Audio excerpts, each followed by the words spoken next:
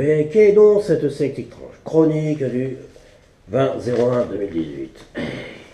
On vous prend des comptes bien profond. Bah, qu'est-ce qui se passe dans ce gouvernement formaté, si j'ose dire? Pléonasme, ah, cette oligarchie. Une amende forfaitaire pour usage de cannabis, une sorte de double peine, comme le permis d'ailleurs, bah voyons. Ou comment récolter encore plus de pognon.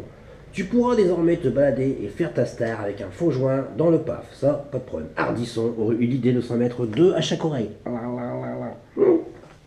Les enfants du showbiz protestent. 75 euros d'amende, c'est notre argent de poche par jour. 200 000 emplois jeunes devront être créés pour mettre en application cette loi à la con. Au lieu de fumer leur pétard la journée, les nouvelles recrues confisqueront le shit, donneront une amende et pourront désormais fumer leur joint le soir chez eux, en regardant comment regarder des couillons. Au Maroc, le gouvernement aurait décidé de mettre une amende à ceux qui buvront un verre de vin dans la rue. Les consommateurs auraient dit que là c'est pas du vin, que c'est du sang de chameau. Après les cigarettes, bientôt à 10 euros, les amendes à 75 euros, le travail à 39 heures payé 35 dans certaines entreprises du CAC 40 ou des industries. Macron aurait déclaré: je n'aime pas les fainéants. Vous savez, les ennemis du CAC 40, les fils de Bourges, devront aller immigrer en Californie pour porter leurs herbes.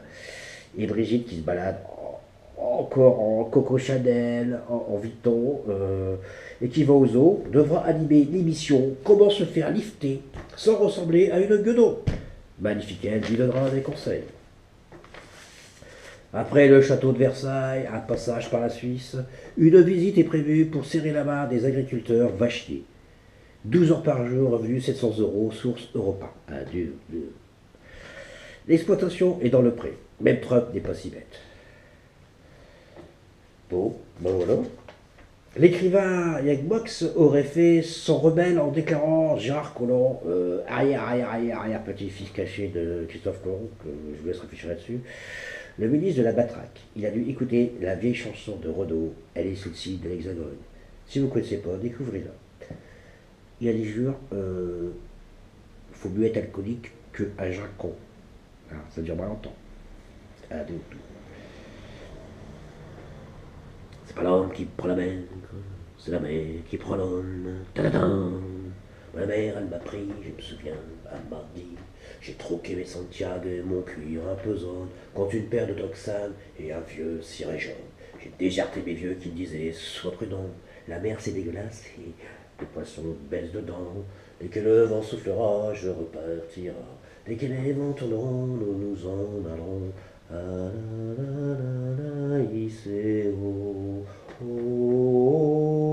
C'est pas l'homme qui prend la mer, c'est la bière qui prend l'homme.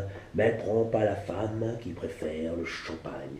La mer m'attend au bord, au bout de la jetée.